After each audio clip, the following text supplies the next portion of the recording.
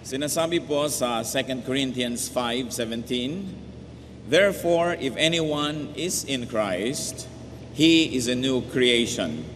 The old has gone, the new has come."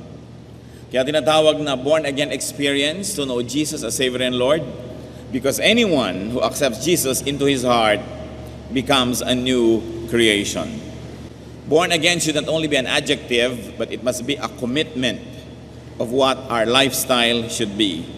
Ang pamagat po ng ating pag-aaral, New Faith, New Spirit, or what born-again Christianity requires.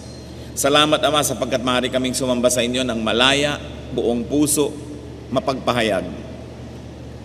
Salamat po sa buhay na patuloy niyo ipinahihiram sa amin, sa pag-iingat niyo sa aming pagpaparoot pa rito. Salamat sa iyong pagbibigay ng aming mga kinakain at pangangailangan.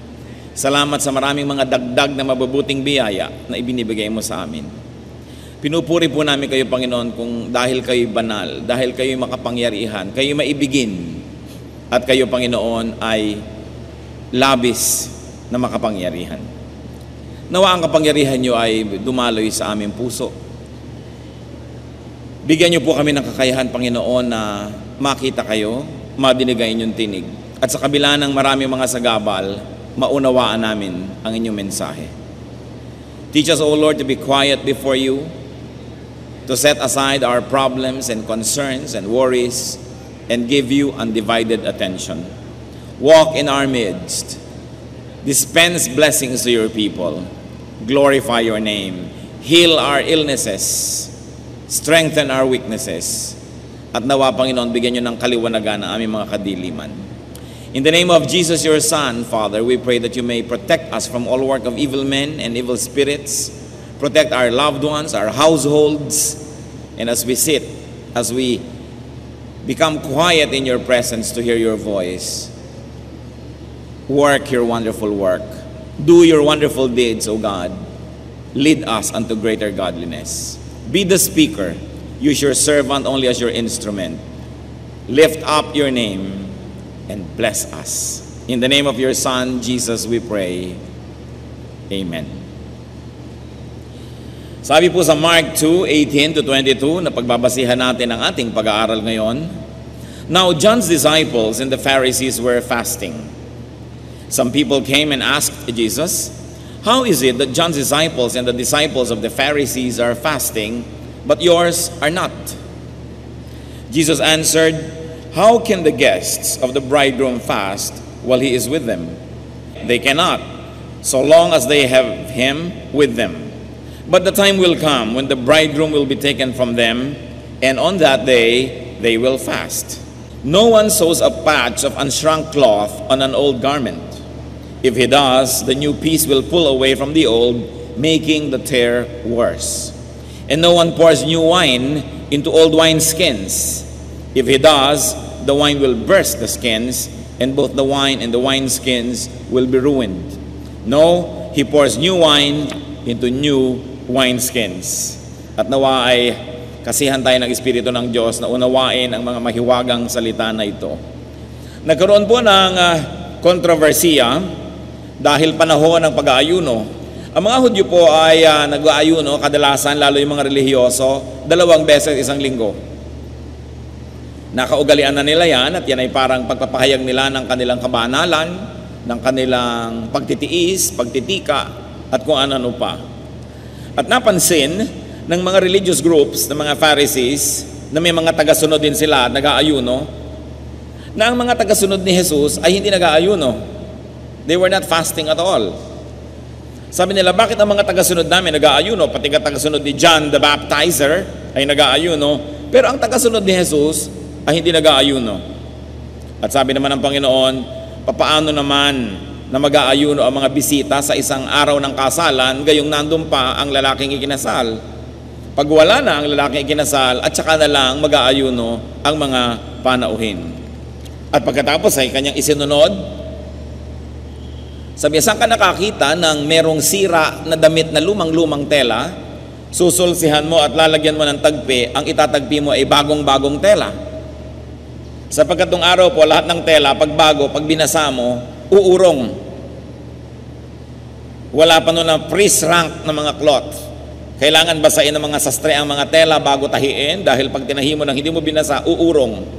Sabi, yung lumang-lumang tela na umurong na ng umurong at wala nang iuurong pa, susulsihan mo ng bago, di pagka ngayon nilaban mo yan o nabasa yan, uurong yung bago, mahihila yung luma, at ang mapipilas niyan, mas malaki pa sa dati niyang sira. Hindi ka nagsusulsi ng bagong tela sa lumang tela. At dinagdagan pa ng Panginoon, hindi ka nagbubuhos ng bagong alak sa mga lumang sisidlan ng mga balat ng hayop. Nung araw po, isang sisidlan ng alak, balat ng hayop, halimbawa, kakatayin ng isang hayop, kukuhanin ng buong buo ang balat niyan, at yung mga dulo lang na mga kinuha sa mga paa at kamay, lalagyan ng tali yung mga dulo, at nagiging waterproof. Leather yan. Pag nilagyan yan ng bagong alak, dapat bagong balat ang pagsisidlan. Kasi yung alak magfe-ferment. Pag nag-ferment ang alak, may expansion na nangyayari. May mga chemical reaction. Dapat bago din yung balat, sasabay siya doon sa nangyayaring reaction sa alak. Pero pagka luma na yung balat ng hayop, katulad ng pagka matanda ka na rin, luma na ang balat, hindi ba? Hindi na yan ay stretch. Kaya nagkakakulubot na. Hindi na yan susunod. So sabi, pag naglagay ka ng bagong alak sa lumang sisidlan, at nag-expand yung alak at nag-ferment, nagkaroon ng chemical reaction, ano mangyayari sa balat na yan na hindi sasabay? Sasabog. Mapipilas. In other words, sabi ni Lord, yung bago at yung luma, hindi yan dapat pinaghahalo. At least in the context of yung sulse at in the context of this wine. Pero may mga ilang bagay na bago at luma na pwede paghaluin. Huwag natin gawing absolute yung application ng illustration na ito. There are two ways seemingly to read the text. Maaring higit pa sa dalawa, maaaring maraming paraan ng pagbasa sa tekstong ito. Let's try to read it as religious history. Ano po ang nagtatalo dito? Isang dating lumang kaugalian ng pag-aayuno, nakaakibat ng isang dating paniniwala, at ang example ngayon at pagkilos ng mga nananampalataya sa isang sariwa at bagong katuruan ni Jesus at hindi sila nag-aayuno. So it could be read as religious history. And the real question was to fast or not to fast. So the old way, meaning Judaism, and many traditions of it. So Judaism, tradition, ang mga tauhan yan, yung mga Pharisees at si John the Baptizer at ang kanyang mga tauhan, ang pagpapahalaga sa sobrang works, sacrifice, mga ritual, tulad halimbawa ng fasting. In other words, the old way could also mean the pre-Messianic era, yung panahon bago dumating ang Mesiyas, ang panahon bago si Kristo isilang. It is represented in the story by the old cloth. Ito yung luma. And what is the new way? The gospel, the good news, na hindi na sobrang ngayon ina-emphasize na kailangan mong mag-ayuno, kailangan magpakasakit, kailangan magdusa, sapagkat si Kristo na ang aako ng lahat ng pagpapakasakit at pagdurusa. Yung old way, laging may sacrifice, magpapatay ng hayop bago sumamba, kailangang may sacrifice. Ngayon, si Kristo na ang magiging sacrifice, hindi na dapat nagsasacrifice ng mga hayop, at hindi na kailangan mag-sacrifice ang tao, sasaktan ng sarili at pahihirapan dahil tinubos na tayo ni Kristo at siya na ang gagawa nun. So now it is a period of grace. While the emphasis of the old religion was works, now the emphasis is grace. So the emphasis of the old religion was to fast, now it is to feast. Magdiwang, magpakasaya dahil sa magandang balita. Therefore, the new way is the Messianic era, ang panahon ni Jesus. Represented in the story, a possibility of reading, the new cloth, yung bagong tela. So kung babasahin po natin sa ganun yan, sa historical reading, the old pre-Messianic era and ways cannot blend alongside the new. The old pre-Messianic ways will have to be set aside. At least while the new faith was being processed. So what was the message? That the new realities, the new message about the kingdom of God should not be, in fact, should not only be patched up with the old tradition and practices. So, hindi ko narinig mo si Kristo, nagkaroon ka na ng mga bagong pananaw, paghahalu-haluin mo lang yon kasama ng dati mong mga pananaw. Sabi ni Jesus, para yan na bagong alak na inilagay mo sa lumang sisidlan, parang bagong tela na isinulsit, itinahi mo, itinagpi mo sa isang lumang tela, masisira lang. Or another way to read is that the old traditional religious practices cannot be simply updated or renovated with the fresh teachings of Jesus. Parang maraming mga tao ngayon nagba-Bible, pero nagba-Bible po ako ting Miyerkules Tsaka uma-attend ako ng praise and worship pag linggo, pero pwede bang i-maintain ko lahat ng mga dati kong mga pananalig at mga ginagawa at mga relasyon? Parang ganito ang pinag-uusapan dito. Paghahaluin mo yung luma at yung bago, magkakagulo. The new realities born of the Jesus teachings are not to be mixed-matched with old beliefs, but they are to be embraced exclusively and fully. Kailangan, sinasabi mo, born again Christian ka, pangatawanan mo na pagiging born again. Kilalanin ng lubos si Kristo, alamin ng buong buo at ang kanyang mga turo at ipamuhay yon. Hindi pwedeng paghalu-haluin na parang chop suey. The old and the new will not work together. The old and the new will only be in constant stress and conflict. In other words, no religious salad. Marami pong nagtatangkang gumawa niyan.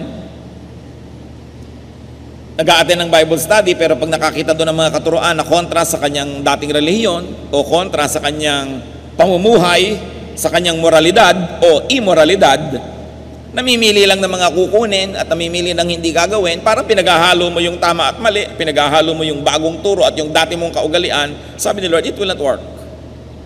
That's one way to read it as religious history. But I believe that there's a more relevant way for us now to read it. And that is concerning our personal spirituality. Alam niyo po yung Biblia, sobrang mahiwaga at makapangyarihan, maraming paraan ng pagbasa. So kung anong bagay sa iyo ngayon, para ka lalong maituwid, lalo ka maging makadiyos, yun ang dapat mong gawing paraan ng pagbasa. Hindi yung paraan ng pagbasa na magbabagay lang sa iyong mga pagsuway sa Diyos at babagay lang sa iyong katamaran o panglasa, kundi yung babagay para lalo kang umasenso sa pagiging makadiyos. And I like to read it as personal spirituality. Therefore, the old self, the old life, and the old way, which is sinful, is represented by the old cloth and the old wineskin. Ephesians 5:8 says, "For you were once darkness." Dahil light ka na ngayon, dahil kay Jesus, dati, kadiliman ka lang. So the old self, life, and way could only be religious. Only religious, but not spiritual. It is possible. Therefore, fasting is only physical or outward. Nag-aayuno ang katawan, ang sikmura, pero ang espiritu hindi. Ginugutom ang katawan, pero nagpapasasa pa rin ang espiritu sa kalayawan at mga kasalanan. Pwedeng mangyari yon. Only a physical fast, but not a spiritual one. The old self and the old set of beliefs could only be ritualistic. Ang relihiyon, ritual lang, ginagawa tuwing Sunday, ginagawa tuwing Wednesday, ginagawa tuwing ganito. May suot pang uniform, may dala-dala pang mga kung ano-anong props, pero walang pagbabago sa loob ng puso. Pwedeng mangyari yon. Baliwala ang pagiging relihiyoso. Tulad ng sinasabi sa Hebrews 10:11. Day after day, every priest stands and performs his religious duties. Again and again, he offers the same sacrifices which can never take away sins. So it is possible for people to be religious every day, to make offerings, to make sacrifices, pero hindi naman nakakapag-alis ng kasalanan, hindi naman nahahango ang tao sa kasalanan, wala namang pagbabago. So it could also be represented by the old wineskin, by the old cloth. Hindi na mababago yan, hindi nag-uurong, yan na yan, ganyan na. And then the new self, the new way, and the new life represents the born-again Christian. And it is represented in the story, in the illustration, by the new wine, na marami pang possibilities na mangyari sa kanya, and by the new cloth. 2 Corinthians 5:17, as we have already quoted. Therefore, if anyone is in Christ, he is a new creation. The old has gone, the new has come. So kung tayo, tinatawag natin ang sarili nating born again Christian, we are brand new. Nakikita niyo po yung mga brand new kotse kung paano alagaan ng may-ari. Kumisan, mas madalas pang paliguan kaysa sa sarili. Mas madalas pang himasin kaysa sa asawa. Alagang-alaga, punas ng punas, may takip pa, may belo, may lahat bago kasi. Kung gano'n ba naman ang pag-aalaga natin sa ating espiritu, because we are brand new. Yung kotse, brand new lang yan ng 2 months o 3 months Pero tayo, we are being renewed every day. Day by day, we are being renewed. Kaya nga ang sabi, we are being changed from glory to glory to glory. In other words, every day, brand new na naman yan. Pero ganun ba talaga ang itsura natin pag nanalamin ng ating kaluluwa? Mukha bang brand new? O nag-backslide na at pinaglumaan na? Bago tayo araw-araw. Dahil ang pagpapala ng Panginoon, bago araw-araw. The blessings of God are new every morning. The strength coming from God is new every morning. Even His supply, sabi, give us this day our daily bread. Biruin mo kung hiningi mo sa Panginoon, give us this day our weekly bread. Kung nakakaapat na araw ka namin, amag-amag na yon, luma na. Kaya ang sabi ni Lord, ask every day. Para umuusok pa, mainit, bagong-bagong bake ang bread mo. Ang sarap, parang pandesal na mainit pa, bagong galing sa pugon. Hindi mo gustong 3-day-old pandesal. Gagawin mo na dapat matsakawian.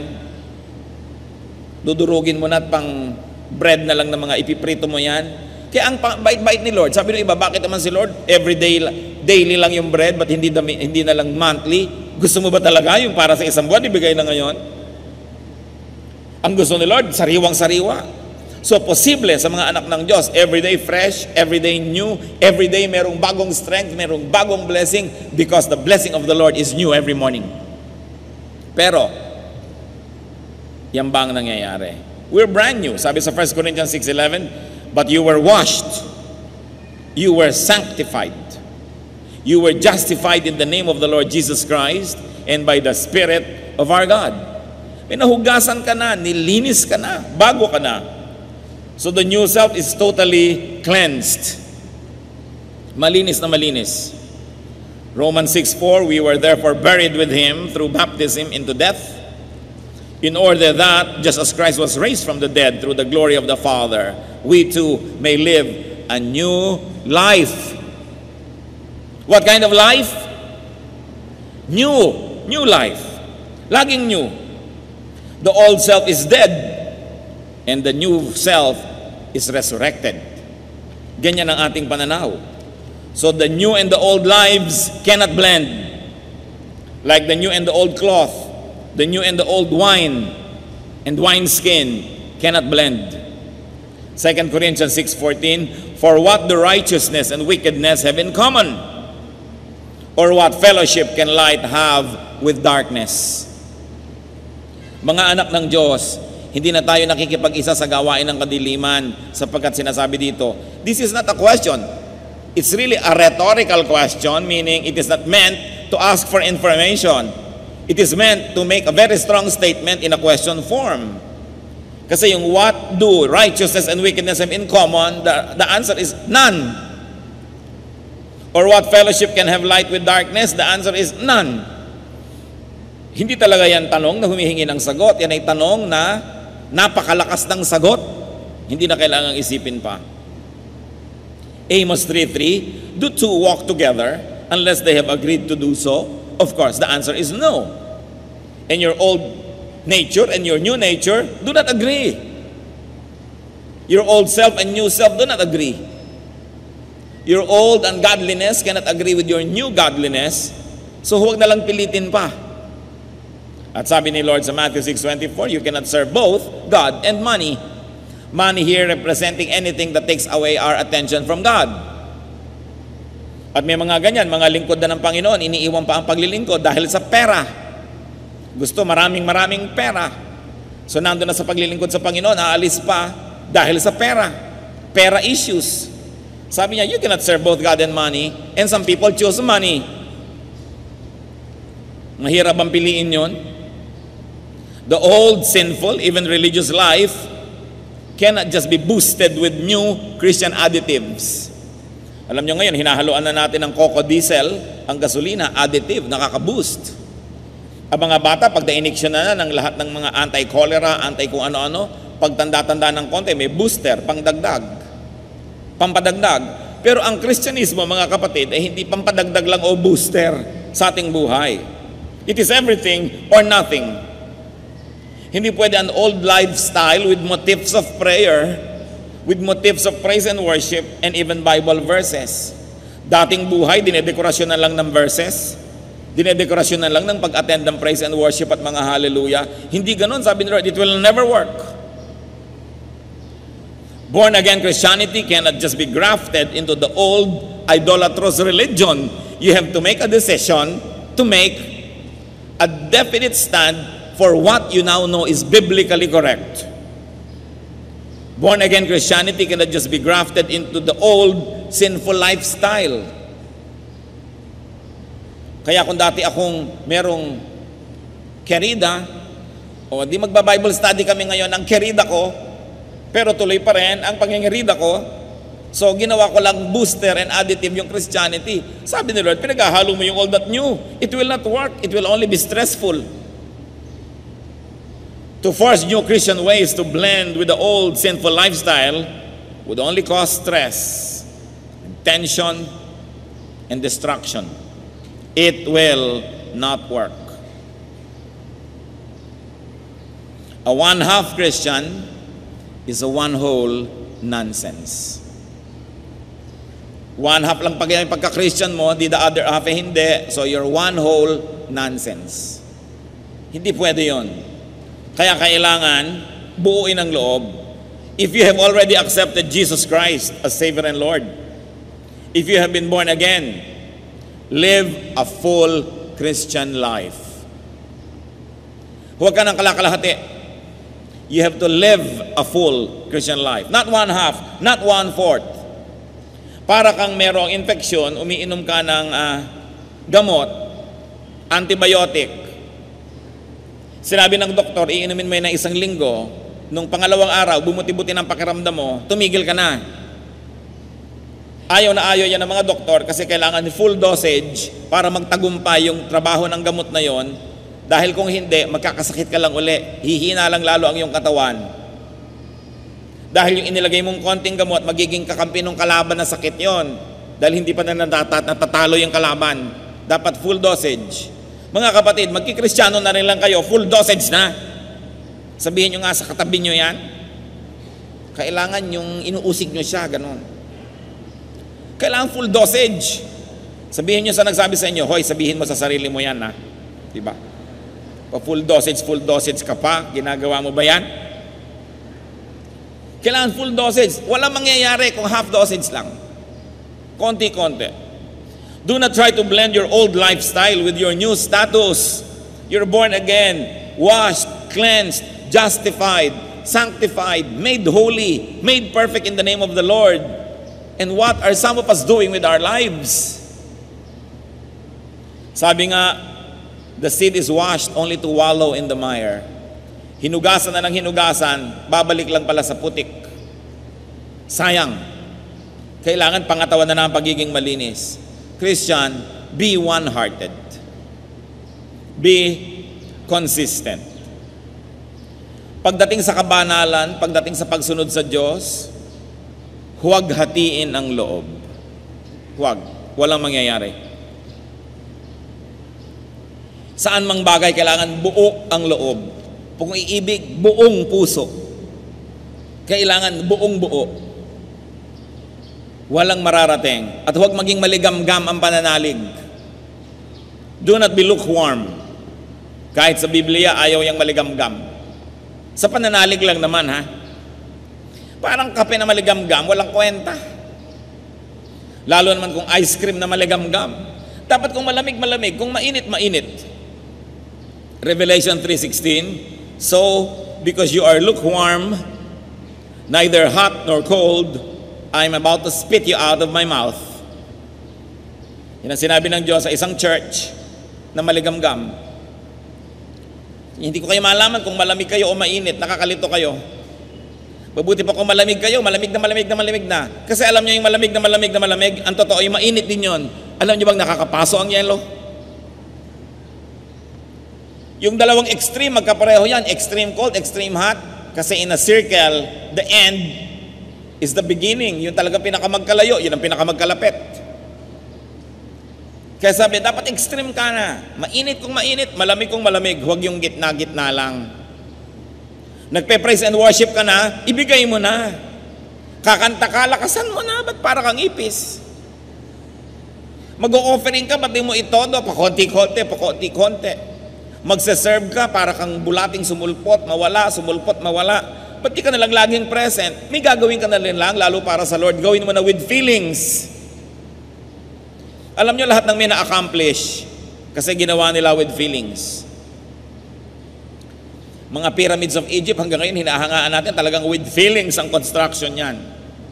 The wonders of the ancient world. Pag may hinahangaan kang painting, ang ganda-ganda kasi with feelings. Ang dami mga painting na kung ano lang, nalimot na ng tao. Kasi ginawa na rin lang, di pa ginandahan. Minsan bibili ka ng mga damit, ginawa na rin lang nung tumahi, hindi pa ginandahan. Isang gamit mo pa lang, tanggal na yung botones. Isang gamit mo pa lang, tas-tas na yung gilid. Ba't di na lang inayusan, ginagawa na rin lang. So ang ending, hindi ka na bibili uli sa kanya. Gagawa ka na rin lang ng tsinelas, isang takbo lang nung tumakbo, tanggal na yung isang bahagi nun. Ba't di na lang tibayan yan? Gagawa ka rin lang, why don't you give your best? At lalong-lalo kung gagawa tayo para sa Panginoon, nananalig na rin lang, lubusin. Nananampalataya na rin lang, wag nang magduda, itodo na. Sabi ni Lord, kaya walang nangyayari, nagdadalawang loob kayo. Kailangan nananalig kayo ng buong buo. At kung tinalikuran nyo na ang inyong dating buhay, huwag nyo nang balikan. Proverbs 26:11, as a dog returns to its vomit, so a fool repeats his folly. Yung aso, susuka, mamaya babalikan niya, kakainin niya uli ang isinuka niya. Aso ba tayo? Hindi, tao tayo. Kaya sabi, yung isinuka mo na, ikinonfess mo na, kinilala mo ng mali, huwag mo nang balikan. Tama na yon. Pag tumalikod sa kasalanan, talikuran na. Ano po ang central theme ng ating binasa? Anong Jesus logic ang makikita natin? That Jesus does not approve of and that Jesus does not accept compromise.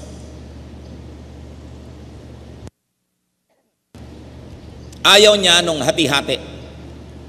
Kailangan buo. Luke 16:13, no servant can serve two masters. Either he will hate the one and love the other, or he will be devoted to the one and despise the other. You cannot serve both God and money. Hindi pwedeng hati. So what old and new clothes could you be trying to patch together, kapatid? Meron ba sa atin ngayong kalagitnaan na may nagpipilit pagsamahin yung old and new clothes? What new wine are you forcing into an old wineskin? In other words, what compromises are you trying to do? Anong pagtsapsoy ng ating pananalig ang gusto nyong gawin? Alam niyo yung tsapsoy, halo-halo, di ba? Nandun lahat. Ganun ba ang ating pananalig? Ganun ba ang ating buhay? What bits and pieces of your old nature are you trying and insisting to accommodate in your new Christian life? Philippians 3:13-14, sabi ni Paul, one thing I do, forgetting what is behind and straining toward what is ahead. So niya yung tapos na sa akin, tapos na. Di ko na binabalikan pa yan. I press on toward the goal to win the prize for which God has called me heavenward in Christ Jesus. So new faith should mean new lifestyle. At kung nakaranas na tayo sa new faith na nagkaroon ng new lifestyle, it must be forever renewed. Every day, every day, every day. Hindi siya dapat ibalik sa dati. No backsliding. No compromise.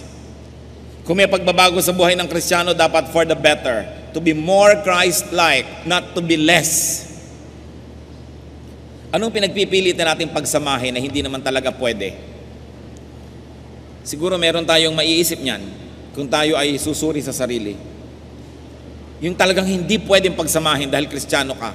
Ipinagpipilitan mo, gulo lang ang nangyayari, stress, needless problems.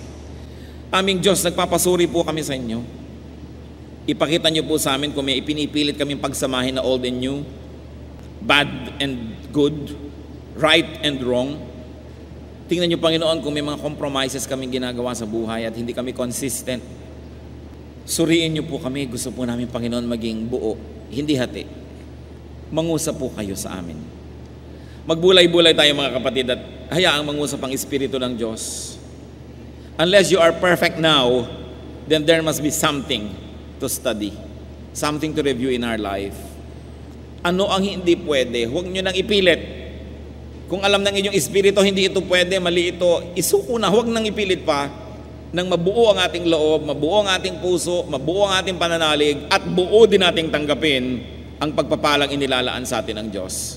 Magbulay-bulay, makipagniig sa Panginoon.